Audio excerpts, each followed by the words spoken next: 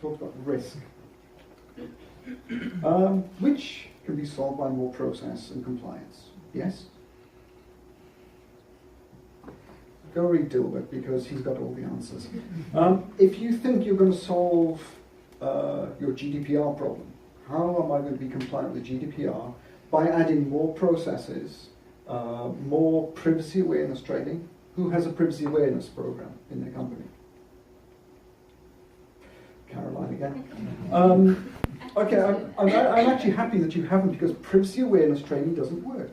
You come up with a lovely set of PowerPoint slides, you go to all your employees, hey, now you're all aware of privacy. Great. We knew. Anybody who's used social media or looked at the privacy policy when they started up Windows or whatever already knows about privacy at that level. So adding more processes and telling people to be more compliant doesn't work. Forget it. What you need to teach people at all levels is how to apply their skills in order to develop compliance.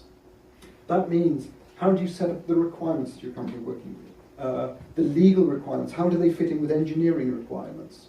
I mean, it's very, very obvious that if you're building information systems, you can have whatever you want written in legal text, unless somebody can program it, unless your lawyers can communicate with your engineers and vice versa. It's not going to happen. I said ontology here. Lawyers and engineers speak very, very different languages. How do you get those guys communicating with each other? There used to be an apocryphal story. A lawyer goes to an engineer. Are you collecting PII? The engineer says no. Because they don't want the lawyers talking to them about PII and e-privacy directive and God knows what else. They don't understand it. Similarly, lawyers do not want engineers talking to them about the minute details of their program code. They don't understand.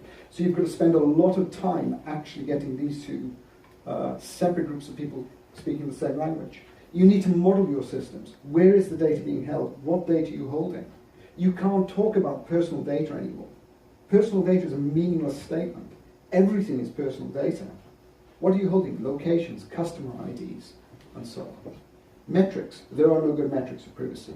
That's a big problem. So if you've got somebody talking about, well, we are now 60% compliant with GDPR, utterly, utterly meaningless. Risk management and the comprehension of risk. What risks are your businesses requiring to take? And then this culture. What is your business culture regarding how you handle personal data? How you have all your internal communication and so on?